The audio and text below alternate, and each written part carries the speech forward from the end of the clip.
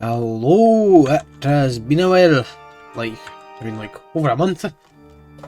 First video of the year, I don't remember anything to do with you on though, it's all just a bad memory. But, the Magic of the video did well, and as far as I can tell there's a hub level only video for every other game, apart from Hunter's Dream only, but like 90% of the shit in the game is in Hunter's Dream, so won't be much a challenge. So I've decided I will be the one to complete the saga and do Demons, Souls, Nexus-only. Can a brave hero vanquish the demons and link the Nightmare Ring? Will I be set packing? Let's find out.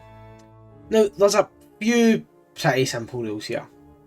All equipment must be found in the Nexus. So, weapons, rings, armour, spells. Can't use...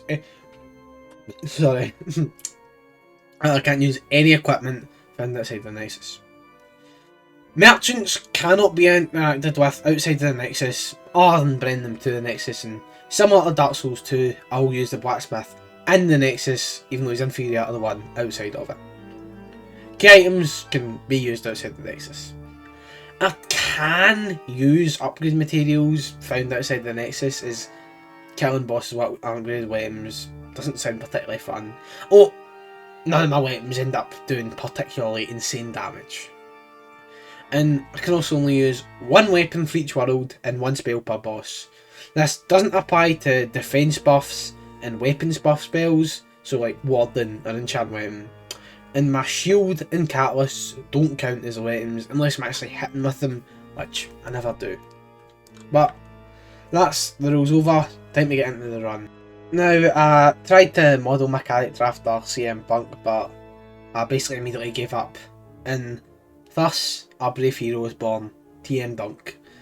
I was planning to do an int build for this, and although there are no catalysts in Nexus, if I skip the tutorial, I can just arrive in the Nexus and there is zero proof they were from the outpost. Now, there are two magic classes in this game, Magician and Royalty. I chose Royalty for a few reasons. While the Magician does start with a better catalyst, Magic's OP either way, and it has 7 magic adjust points over it, and the Royalty's catalyst also boosts MP. The Royalty also starts with a Rapier, a weapon that cannot be found in the Nexus otherwise, whereas the Magician starts with a Short Sword, a weapon that can be bought from the Blacksmith Baldwin and the Nexus. Royalty starts with a Fragrant Ring too, which is one of the only rings available in the Nexus, as well as a Silver Cornet headpiece, which also boosts MP. The Fragrant Ring restores your MP over time, by the way. And it's pretty clear cut on what should be chosen. With all that sorted, I spawn in the Nexus, I died because I tripped and fell, and head for World 1-1, the Gates of Bolataria.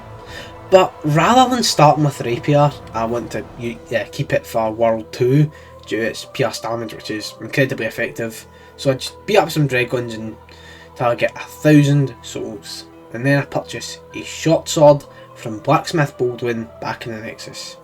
He sells 3 of the 5 weapons to use in this run, with the aforementioned Short Sword, the Battle Axe and the Dagger. He's a real goat at this run. I also hand over the Jade Hair Ornament I picked up, since it's a key item, to Stockpile Thomas in exchange for a Ring of Herculean Strength, which boosts carry weight. It's cool, and I mean, I had it on for the rest of the game. Like that Fragrant Ring and the Herculean Ring were just... That was my ring setup for the entire game, found in World 1-1. But it didn't really make that much of a difference since I was just giving Thomas any weapons that I'm going to end up picking up anyway. Also, the term Herculean implies Greece is canon in the Demon Souls world. Possible cut 7th Hearthstone? Anyway, I can then return to the level, clear the Dragon Bridge, open the gate and fight the first boss, Phalanx. I mean, it's literally a normal fight with Phalanx. Few turpentine, pretty normal weapon, easy as ever. I can now visit the Monumental and level up with the Maiden in Black, as well as talk to Break's Apprentice and learn the Flame Toss spell to venture into my 2nd level, World 3-1, the Prison of Hope. Now, 3-1 might seem like a bit of an unusual pick for the first proper level, but it has the second MVP this run, Jailed, and I've got to free him. It's definitely my favourite of the first levels, and for what it's worth, it's probably my favourite of the first level bosses too. And I took on Latria with the Battle Axe. After encountering Sage Frake and free him, head outside, dodge the arrow trap because I'm kind of a goat, which skips a lot of the level. Then kill the heal slave protecting the Fool's Idol and enter our church to fight her. Exclusively with my new spell, Flame Toss. It does really good damage, and honestly, Fool's Idol's pretty fun with magic. Like, I think if it could be a lot cooler if I had more active movement and maybe a less cramped arena. Hopefully do that in our next game. And despite taking 3 soul rays directly to the noggin at the end of the fight, I prevail and get dragged away to Upper Latria. But, I mean, that's a while away. Dunkel isn't quite done with 3-1 though. The healing loser also had the special key behind him, which can be used to help Sage Frake, the main sorcery teacher of this run. I wanted to get Yuria the Witch, but unfortunately you need to don the Fat Official's hat to rescue her, which is not in the Nexus and violates the rules, so I'm stuck with Frake. Not that he's bad. I mean, for example, the next spell, Soul Ray, is great. He also sells all the spells as fucking prick if I want to be apprentice sold, including Enchant Weapon, so there's no use for him anymore. What a way to enchant Weapon. I mean, Frake doesn't even care that I've just murdered his apprentice right in front of him. So kind. But now, it's time to pillage 2-1. The Smithing Grounds, the Stonefang Tunnel. I've then played Elden Ring in like 2 months. I don't know why I said Smithing Stones. For Stonefang, as I said, I'll be using the starting rapier as it has pierce damage, which the majority of this area's enemies and bosses are weak to. It works a treat, but I only really target the bag wielding ogre scale guys as they have lots of upgrade goodies on them. And upgrade materials were basically exclusively limited to the stuff I gained in here, so I just took the quick route through the Tunnel City. Cause I'm fucking badass. Obviously I skip back to my head and drain the water, gathering a heap of upgrade materials as I go. After taking the elevator down, I reach the next boss, Armoured Spider. Like, I really don't like this boss, but Enchanted Weapon makes short work of it. And I mean, I played like fucking Hospice here and still 2-cycled it. Cool level, bad boss, probably the most important for weapons. I also pick up the spell Fire Spray from Sage Frake with its soul. It's an interesting spell. But next, it's the Edge of the Shrine of Storms 4-1. For World 4, I'll be tackling it with the humble but effective dagger. It's carried by Enchant Weapon, but still. Now, Shrine of Storms goes fairly normally with the dagger performing well against the regular skeletons, and it's pretty decent against this unique demon that's never seen otherwise in the game. It's pretty cool. I mean, could be an actual boss. Maybe if they had like a tutorial level or something. Well, it's pretty imposing. Maybe I should have lost it. I mean, it even has a soul. That is definitely the least event for the 3 shrine levels. I mean, 4-2 and 4-3, especially the bosses, they get pretty fucking wild in this run, but for 4-1. And then proceed on to the impossible boss of this area, the Adjudicator. I mean, the fight's still easy, even with a dagger, Enchant Weapon caves the skull in, or his bird in. I know it's been a short segment, but nothing happens in 4-1 on the Vanguard rematch, and Adjudicator is Adjudicator. Now, what made 4-2 interesting is that I did it early, like the first World 2 level, well, second level of the world. I mostly didn't get patches early as he's the best healing merchant in the game by miles. And he goes to the Nexus after outplaying him in either 2-2 or 4-2, and as I skipped most of 2-2, I got him here instead. And he kicks me down, and well, I did, and I talked to Saint O'Brien, and I'm not doing miracles, but did you know he drops his clothes when you kill him? And he goes to the Nexus. I mean, I'm just spitballing. Nothing of this has any meaning. If any clothes change later on, then I don't mention them, just, it's whatever. There's none. But, anyway, I confront Patches and send him home to the Nexus. He sells full moon grass, the best easily available grass, for only 1,000 souls, making him basically fucking invaluable in this run. He's a real MVP along with freaking Bolden. After continuing on, I can reach the old hero. This run really made me enjoy this fight more, as I didn't have the Thief's Ring to sneak up on him, and he basically always knew where I was. I mean, my dagger, even with enchantment, was pretty pitiful, so I took him on with the Soul Ray spell Freak taught me from the Doll Demon Soul. Soul Ray did acceptable damage, but not like outstanding. It was a long fight, lasting almost 5 minutes, which is nothing compared to the longest fight of this run.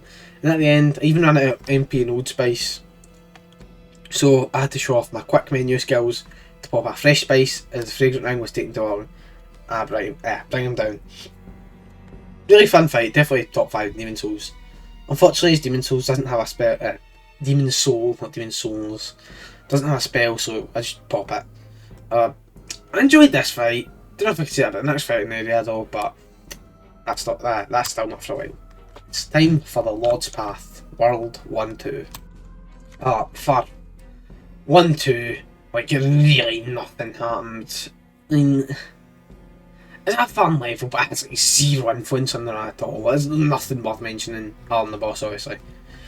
Tyrannite's awesome, I love his theme, and the short sword and magic room is great, and it doesn't win Cyclone, it basically does, like, come on. He's running on fumes at this point. Maybe he should be Broom Tower Knight. With his soul, I can get the Warden spell, which I honestly didn't really like using, as it makes the rest of the game a wee bit of a joke, like even more than it was. I only used it like a lot during one fight, because I think I'd fucking bash my head into my own PC if I died, and then I would have died in real life.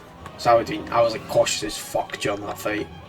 I wonder, leave it, comment who you think it's going to be. I struggled on for 20 minutes, and if I already told you at the gym, no I didn't. And look, my might be mega OP, and I already had Patches, so I just took the short route through Eternal City. I'm dropping down to fight Flameworker. Flameworker's the first fight in the series that tests pure combat skill with no gimmick. It does a really good job of it. I used Water Veil in conjunction with Enchant Weapon here, which boosts your fire negation. I'm not sure it did much of that, as most of his attacks still pass through Fizz, but I mean, I like that he starts to burn hotter and his attacks getting more powerful as his HP drops too. Really cool boss.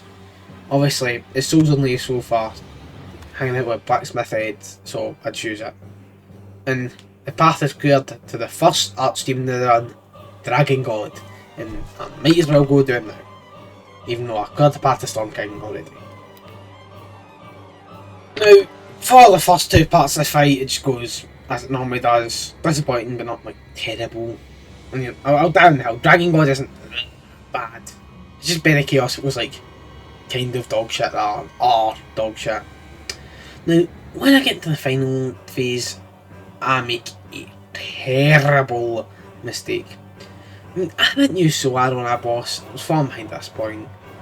I didn't want to risk dying to Dragon God for the first time ever, so I stayed from range, and I used Soul Arrow. This single decision, using one mid spell over a dog shit spell for a stationary boss that can really fight off, resulted in the longest single boss attempt in Missile's career. You can maybe guess what it is at this point. At least his soul gets us a neat spell, Fireball. It's pretty good, though Yuria does give a better one. Fucking bloody officials, fuck.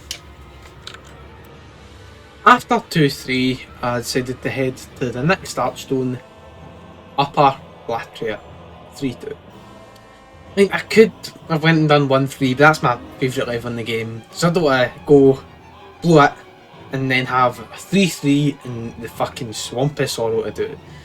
3-2 is a really fun level, have to go about grinding Brain Mensis Latria, Brain Mensis Heart of Latria by killing the cultists, sounding it, then ascend back up from the lowest swamps. In this level, I can meet with the Yurt, the Silent Chief. It's imperative I kill him, but not yet. The boss of this area are the Maneaters.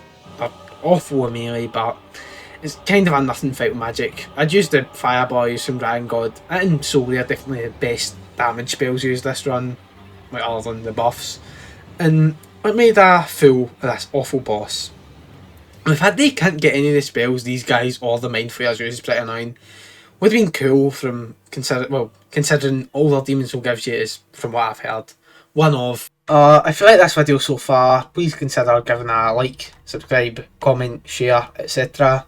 It really helps the channel out and it helps me produce more Souls challenge runs like this. I might branch out eventually, but right now I think I'm just sticking to Souls content.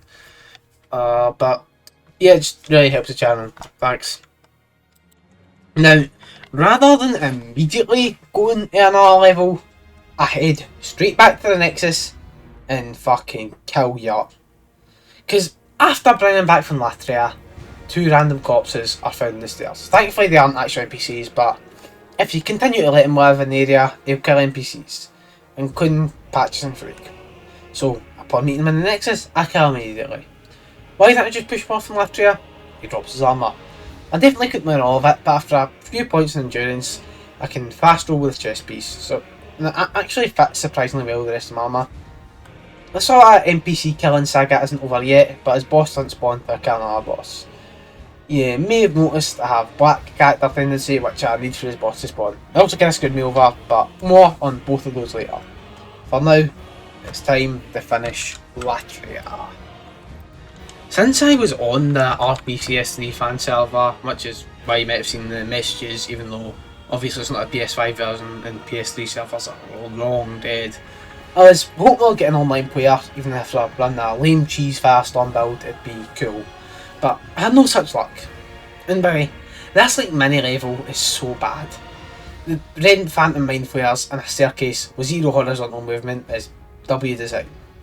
And as for the boss, one weapon, even with enchant weapon, either due to my weapon just being so weak or his insane magic resistance, wasn't exactly put in work, but I was still thankfully able to first try.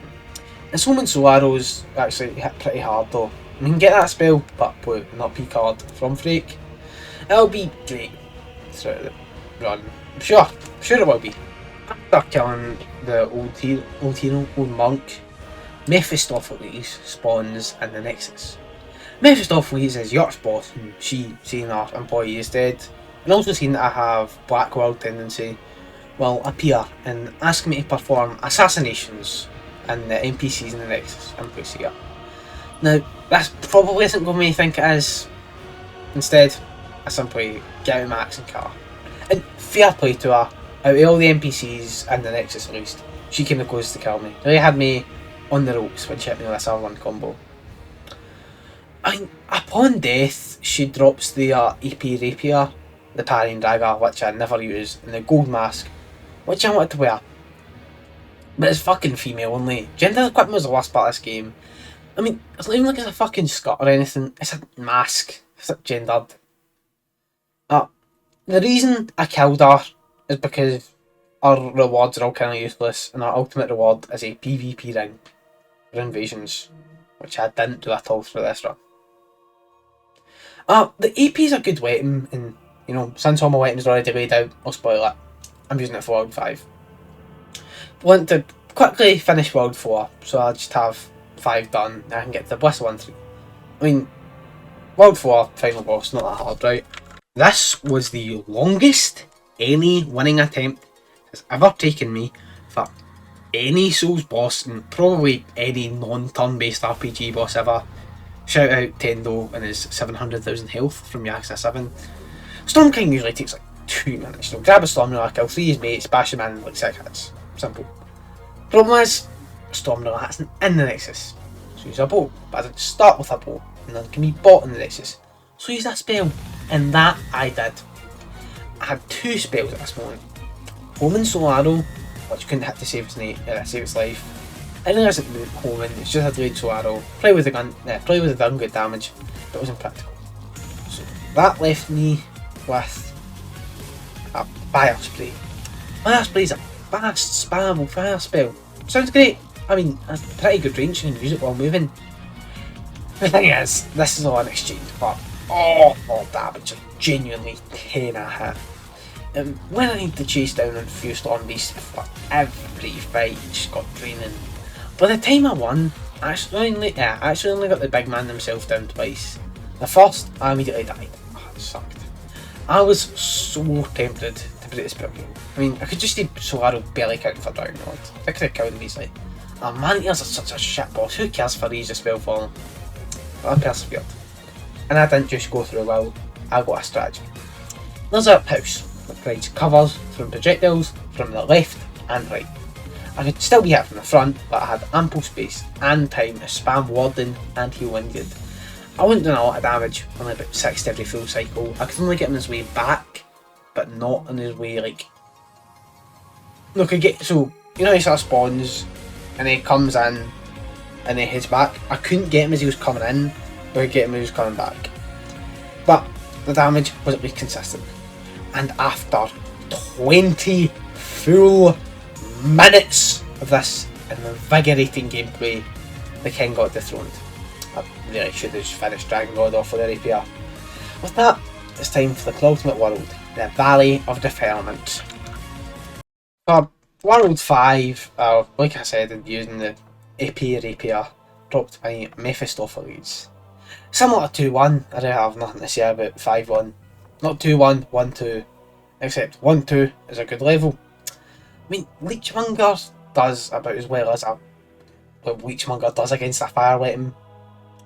I mean, you know, fucking leeches. I hate the little leech effect he puts in your character. Like, don't get me wrong, I know he's not meant to be nice. I know he's not fucking like regal ancestor spirit, it's not meant to be some sort of visual beauty. But I just hate it. I mean, all 3 bosses in this area have spells which you can get with Freak, but they're all status clouds which are kinda useless. Trust me, if any of them had a single decent rage spell, I would have been here long before Storm King. Not really. Probably went, tried them, looked up, okay, 30 Colossus has a shit cannon, I can use that, 10,000 damage, easy, no 20-minute fight. It's time for the worst level in the game! The swamp part isn't bad if you know where to go, but actually I went the fucking shantytown part. Again, nothing interesting for the run. The Colossus put up more of a fight than I expected, probably since my weapon was upgraded. It's not as dangerous each combat, it's like a cycle of quitting me and then waiting for me to burn the fleas. At the end I just powered through and battled him. Honestly, he's probably one of the more fun fights at Demon Souls gameplay wise. Like he has like a competent moveset, he has some interesting stuff I guess, like he's compared to like fucking Armoured Spider or something, he's like the next Slave Nightingale or like Ishin. Well, since I'm here, you know, might as well just go better. This is our penultimate archdemon, Maiden Astraea and our knight Garo Vinland. Vinland takes next to no damage from regular attacks, so I need to parry him. But get this, on my first attempt he gets inspired and fucking parries me. He must be. He covetous one. I get the parry timing right for him and it's basically wraps. At low HP he actually started to run towards Astraea. I don't know if this is meant to happen, he's trying to Penetrator, or if it's yeah, I just bugged out about it and I was like, neat. Either way, he gets parried and it's time for Astraea. Unfortunately for her, she's not from a Nexus, so I can't really let her go out on her own terms. Instead I just slowly poke her to death with AP. I mean, I didn't even know she could attack. Really interesting boss loading character wise, but gameplay wise. Anyway, on the home stretch now. Home sweet home, Bolataria. 1-3 is my favourite level in the game. Well, I told you that before, I don't think I have. It just feels so cool, fighting through this like noble residential district, taking over the military of the king, reaches a right hand knight at the end. So I could be fucking getting you up for the official set. No doubt. I try to get much useful from her doing 1-3 at this point. I mean, outstanding level, arguably top 10 in the series. But this isn't just some analysis where I had zero commentary and I had stupid unrestricted bits that were lame and I've half them, so I won't really be discussing that. As for the boss, it's the Grandpappy of Night Fights, the Penetrator. If you have Gale or Ishin or Melania, they owe it all to this guy. I really like fighting him low damage. It makes him feel like a proper boss rather than just a cutscene merchant. Also, as far as I know, this is the first grab attack in the series. I mean, it's definitely the second of the two Demon Souls grab attacks in terms of fame. You know, I mean, I couldn't tell you why, it just is. You know, False King Allant's just more popular. I don't know, there's nothing special about it really. I mean, it's still one of the coolest grabs, again, along with the other one in Demon Souls, even after all this time. If you disagree, you can come fight me in my PO box. No, I'm not really called Stephen Hamder. It's so can be used for a light weapon, which I replace enchant with. It's basically the same as like magic weapon and great magic weapon. And now it's time for the final showdown, the Throne of the False King. The Throne of the False King's a pretty short way to go. Run past the knights, assassins, officials to make it through the dragon staircase, and I swear it's just RNG on whether you die to the fire or not. Estrava gets sent to the Valley of Defilement and rides the elevator of doom at the top. The False King gets up, throws its cape, and it's time for a showdown. My first attempt goes horribly. He drains my level twice, shoves Soulbrand, my short sword, and my wand up my arse, and throws me off the tower to my death. I mean, he might as well have done the last part. You know, I was thinking, I don't remember Allant doing this much damage. Then I looked it up. Black World tendency makes enemies stronger. And I was on this since like 1-2. I guess I'm just kind of a badass. But it'd be a bit of a bitch move if I change it now. So, I just keep fighting. I get him close one time, but he catches me with a swing, and I do manage to prevent his Alien heal. My fate was sealed, and he caught me and cut me down with a wee projectile. And, I persevere. On my one attempt, he almost kills me. And I think I've killed him, just for him to stay swinging. Then, after a swipe, I can finally bring it down. I think honestly, False King Allant, I honestly feel like he's probably the fastest boss from Demon Souls to Dark Souls 2. He is very fast for a boss in this combat. Maybe Gwyn or Manus. Gwyn, Manus, Allant, and False Allant are probably the top 4 fastest in whatever order.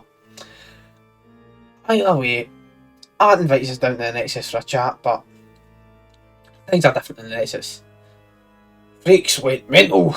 He tells me to kill the Maiden in Black and gain the power of the old one. As if I'll be sitting on Mars for the Nexus for the rest of my days.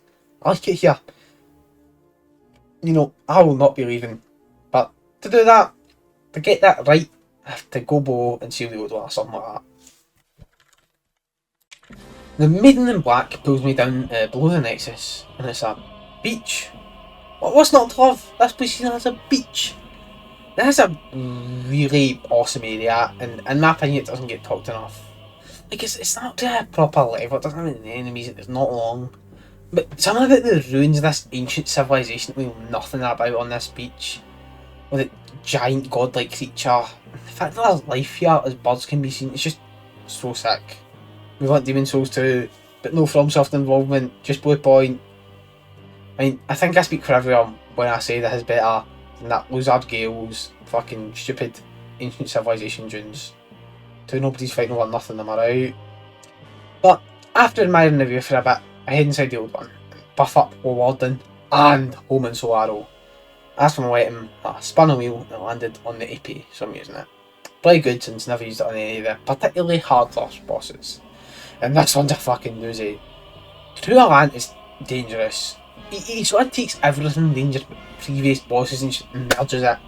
Speed of False Allant, AoE's a Flameworker, a range armoured spider, strength of Dragon God, he fucking tests you. And he lets you know you need to be good to beat this game. I solo choosing for most of it. I was planning to do it, but I realised I just couldn't. That wasn't honourable. So I charged in and finished this duel with my rapier. And after a long, hard-fought duel, he is defeated. The Maiden in Black appears and tells me to head. Sounds great. What do you mean I'm not being the Nexus any longer? You can't do this to me. It's not a fucking bonger. But my extreme diff duel is fuck my rapier. That was below the Nexus, so brand think counts if you think about it. This one's for Sage Freak. That I returned to the Nexus to sit on Mars for the rest of my days. What the fuck is this grey fog shite anyway? So, in conclusion, yes, it is possible to beat Demon Souls with only Nexus items. I mean, even if you want to do the tutorial for whatever reason, you can just drop all your shite and then punch a bunch of dragons in 1-1 until you can buy a weapon from Baldwin. Thank you all for watching, and if you like this video, please subscribe, like, comment, share, etc. This was a fun run, but I think I've had enough of this concept for a while. Although, my Julius and TM Dunk may return yet. And if you're looking for my next video, it's hidden somewhere in here. You just have to find it. Thanks for watching though. Dark Souls 2 fan, out!